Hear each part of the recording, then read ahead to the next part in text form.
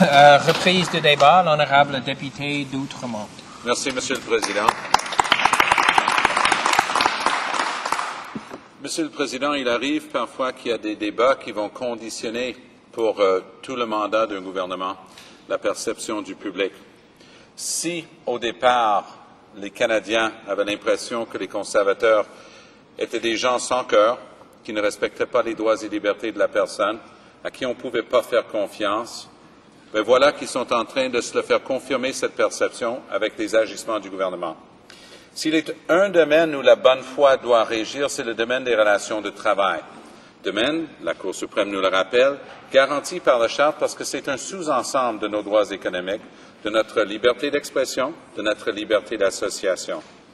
Or, qu'est-ce qu'on a au cours des dernières semaines de la part de ce gouvernement conservateur? Pourquoi est-ce que les Canadiens savent aujourd'hui que leur impression qu'ils ne peuvent pas faire confiance aux conservateurs est validée? Mais voyons ce qu'ils ont fait concrètement et regardons la réponse qui vient de nous être donnée ici. Commençons avec le fait qu'il s'agit bel et bien d'une société de la couronne. Donc, c'est le gouvernement qui en est le propriétaire au nom de tous les Canadiens et donc c'est lui qui a le dernier mot sur les agissements de la Société canadienne des postes. Partant, lorsqu'il y a eu une période de négociation, le gouvernement d'un côté, les employés et leurs représentants syndicaux de l'autre, tout était en train de se suivre normalement. Il y avait, comme il se doit, et comme c'est le droit le plus strict, certaines tentatives de faire valoir leur point de vue en faisant des grèves rotatives, par exemple, qui n'ont pas affecté d'une manière conséquente le service à la population. C'était une manière pour les employés qui avaient le droit de grève de dire, écoutez, ça ne va plus dans notre négociation, voici le genre de gestes qu'on commence à poser en espérant que ça fasse voir un peu raison au patronat. Qu'est-ce qu'on a vu par la suite? Cette même Société canadienne des postes, qui appartient au gouvernement, a mis à la porte ses propres employés. On utilise souvent le terme anglais « lockout ». Ils ont cadenassé leur propre porte. Donc, c'est le gouvernement, par une de ses instances, une société de la couronne, qui met dehors les employés, ferme la porte à clé. Ensuite, ils se tournent d'abord, ils regardent la situation qu'ils viennent de créer, font semblant d'être surpris, ils disent « Mais nom de Dieu, ça ne peut pas continuer comme ça. Regarde, ça ne travaille plus, ce monde-là. » Ça, c'est l'expression qui va être employée par un des députés d'arrière-ban des conservateurs. « These people. We have to bring these people back to work. » Ces bébites-là, ces choses-là. Comme si ce n'étaient pas des citoyens jouissant de leurs pleins droits en application concrète et harmonieuse d'une loi dûment adoptée par cette Chambre des communes, Monsieur le Président. Et en fait, c'est de ça qu'il s'agit. Il s'agit de gens qui exerçaient un droit garanti par une loi dûment adoptée par cette Chambre. Mais non content de jouer ça d'une manière d'une mauvaise foi caractérisée, ils poussent l'audace aujourd'hui en nous disant non seulement on va les mettre dehors, on va cadenasser les portes, on va dire que le problème qu'on vient de créer nous-mêmes en les mettant dehors, il faut trouver résolution. On va, par une loi spéciale, dorénavant, leur priver de leurs droits, garantis pourtant et au terme de la Charte et au terme de la législation de cette Chambre, on va leur enlever ces droits-là. Mais c'est un modèle qui a déjà été vu. Ma collègue de Vancouver-Est a déjà eu l'occasion de nous montrer qu'en 1997, ce même modèle, au virgule près, a déjà été utilisé par un gouvernement libéral. C'était fort intéressant d'entendre certains ténors libéraux l'autre jour faire semblant de s'émouvoir aux tactiques utilisées par l'employeur conservateur, car c'est du copier-coller du projet de loi 34 de 1997 d'un gouvernement libéral. Les gouvernements se suivent, les tactiques ne changent pas, Monsieur le Président. Lorsqu'il s'agit de respecter les travailleurs et leurs droits, on est en train de constater que c'est en droit fil avec l'ensemble des politiques économiques et sociales du gouvernement conservateur. On se croirait au début des années 80 avec les contrôleurs aériens à l'époque de Reagan.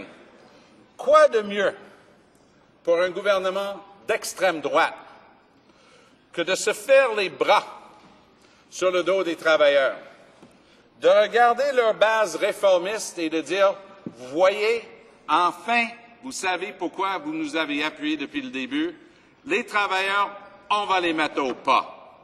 Même si c'est d'une mauvaise foi transparente, comme ça l'est effectivement en ce moment.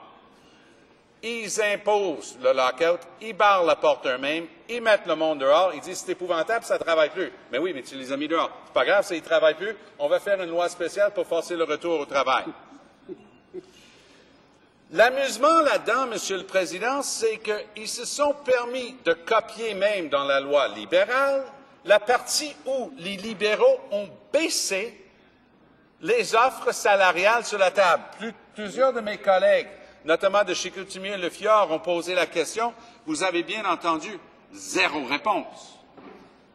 Ils ne sont pas capables de répondre parce que c'est d'un illogisme pur.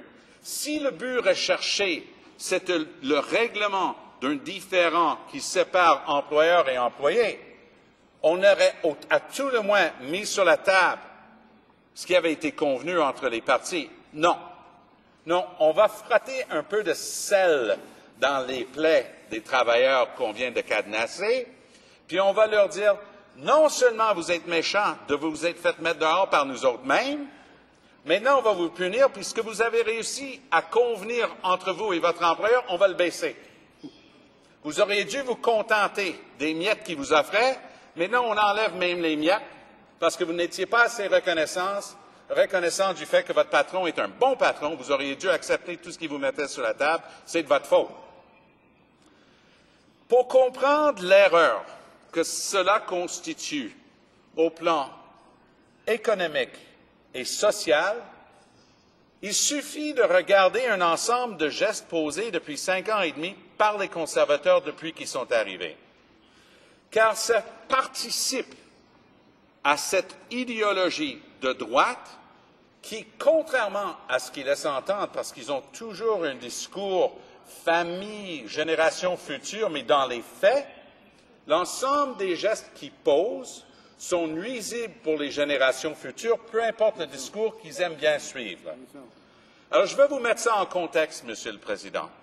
Au moment où on se parle, en réduisant, en anéantissant les garanties d'une pension de retraite décente, ils sont en train de faire quoi? Ils sont en train de pelleter sur le dos des générations futures une importante dette sociale. Car qui va payer pour les gens qui vont éventuellement arriver à la retraite avec insuffisamment de fonds pour pourvoir à leurs propres besoins? C'est les générations futures. Alors, qu'est-ce qui s'est passé depuis qu'ils sont là? Ils sont en train de léguer aux générations futures la plus importante dette écologique, économique et sociale de notre histoire. Et les trois sont reliés et les trois constituent les trois piliers du développement durable. Car ce projet de loi-là et tous leurs gestes qu'ils posent sont l'antithèse du développement durable. Ce n'est pas soutenable, ce n'est pas pérenne ce qu'ils sont en train de prévoir. Regardons concrètement ce que cela veut dire. Leur manière d'exploiter nos richesses naturelles, il suffit de prendre le seul exemple des sables bitumineux pour le constater. Ils sont en train de dire on va prendre tout ce qu'on peut immédiatement, on va exporter les emplois.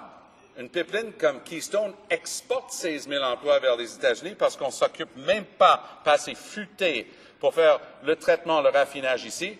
On exporte du brut. Le calcul objectif externe, c'est qu'avec la seule pipeline Keystone, on exporte 16 000 emplois vers les États-Unis. Mais on n'internalise pas les coûts environnementaux. L'internalisation des coûts est un des principes de base de développement durable. Donc, on est en train de laisser aux générations futures le soin et le coût de nettoyer le sol, l'eau et l'air qu'on est en train de souillir avec notre manière d'exploiter les sables bitumineux. Et eux, ils aiment bien exagérer ce propos pour dire qu'on est contre l'exploitation des sables bitumineux. Faux. On est contre la manière qu'on exploite les sables bitumineux parce que ce n'est pas respectueux des générations futures. Cette manière de faire, ce défaut d'internaliser les coûts environnementaux, a pour effet d'importer un nombre artificiellement élevé de dollars américains. Pourquoi artificiellement élevé? Parce qu'on n'a jamais inclus le coût. Ce nombre artificiellement élevé de dollars américains est en train d'exercer une pression à la hausse sur le dollar canadien, qui maintenant, et depuis un bon moment, dépasse la valeur du dollar américain. Le dollar canadien si élevé rend de plus en plus difficile l'exportation de nos biens fabriqués. Résultat, depuis que les conservateurs sont arrivés au pouvoir en janvier 2006, le Canada est en train de subir ce que les livres, les textes d'économie appellent la maladie hollandaise ou le syndrome hollandais. D'après le phénomène qui s'est produit aux Pays-Bas aux années 60, lorsqu'ils ont découvert de larges gisements sur leur côte, des gisements de gaz, ils étaient ravis, c'était une manne, ça allait être bon pour leur économie, parce que tout le monde allait venir acheter leur gaz. Ils avaient tout à fait raison. Sauf qu'à l'époque, c'était avant l'euro, chaque pays en Europe avait sa propre monnaie, eux, ils avaient le guilder. La valeur a commencé à flamber parce que tout le monde, justement, achetait, les devises des autres pays rentraient, la valeur du guilder a flambé et ça a complètement anéanti leur secteur manufacturier. Statistique Canada nous démontre qu'on est en train de subir exactement la même chose au Canada en ce moment. Notre secteur manufacturier est en train de se vider. On a perdu, depuis que les conservateurs sont arrivés, à cause du fait qu'on n'applique pas des principes de base de développement durable, on est en train de vider notre secteur manufacturier. Ce qui veut dire quoi? Parce qu'eux, ils vont répondre, mais non, on a créé X centaines de milliers de jobs depuis la crise. Ils ont raison. C'est en train d'être remplacé avec des emplois dans le secteur des services, souvent à temps partiel, souvent à titre précaire.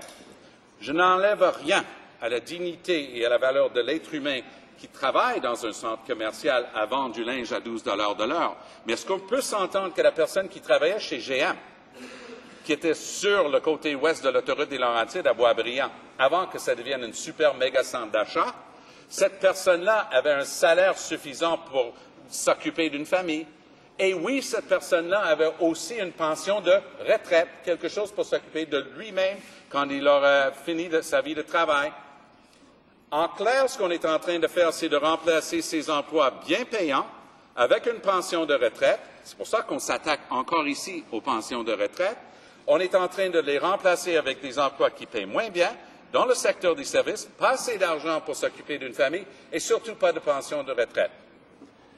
Le développement durable, c'est l'obligation faite à l'État de regarder à chaque fois qu'on doit prendre une décision les aspects écologiques, économiques et sociaux d'un problème. À défaut de respecter les principes de base dans le secteur écologique, on est en train d'avoir un effet néfaste dans le secteur économique. On a montré les centaines de milliers d'emplois perdus dans le secteur manufacturier. Et au plan social, encore une fois, des centaines de milliers de personnes qui vont arriver à la retraite avec pas assez d'argent pour vivre. Et le résultat pour eux, ce serait qu'ils vont être des charges de l'État. Et qui va être l'État à ce moment-là? Les jeunes d'aujourd'hui. C'est eux qui vont être pris pour payer pour ces gens-là parce que nous, on aurait fait défaut de respecter les règles de base d'équité intergénérationnelle, de respecter nos obligations vis-à-vis des générations futures. C'est en droit fil avec cette philosophie ce qu'on a sur la table aujourd'hui. Car on s'attaque non seulement aux acquis, on s'attaque non seulement au salaire, on s'attaque non seulement aux conditions de travail, puis je vous invite de parler avec un facteur, avec quelqu'un qui livre le courrier, avec quelqu'un qui fait ce travail-là. Le citron a été pressé au bout, il reste plus de jus là-dedans. Les heures de travail, les conditions de travail, les blessures au travail, les conditions viennent encore de s'empirer parce que dorénavant, ils doivent faire le tri eux-mêmes en courant. C'est rendu insensé ce qu'on les demande de faire. Et pourtant, le gouvernement, flottant toujours sur la même vague généralisée qui crée eux-mêmes anti-travailleurs, anti-syndicales, sont en train de se dire, c'est pas grave, on peut surfer là-dessus, le public va nous appuyer dès qu'on tape sur la tête des syndicats. C'est une leçon bien apprise de Ronald Reagan au début des années 80. Plus on tape sur les syndicats, plus une certaine partie de la population, surtout leur base à eux autres, va se trouver contentée. Ils sont en train de jouer ce jeu-là pour leur base réformiste. C'est ça. Ils n'ont jamais rien livré parce que même en termes économiques, ce qu'on est en train de léguer aux générations futures est d'une gravité telle, ce n'est pas juste la question de vider le secteur industriel et manufacturier. Mais regardons ce qu'ils font avec les plus importants déficits de l'histoire.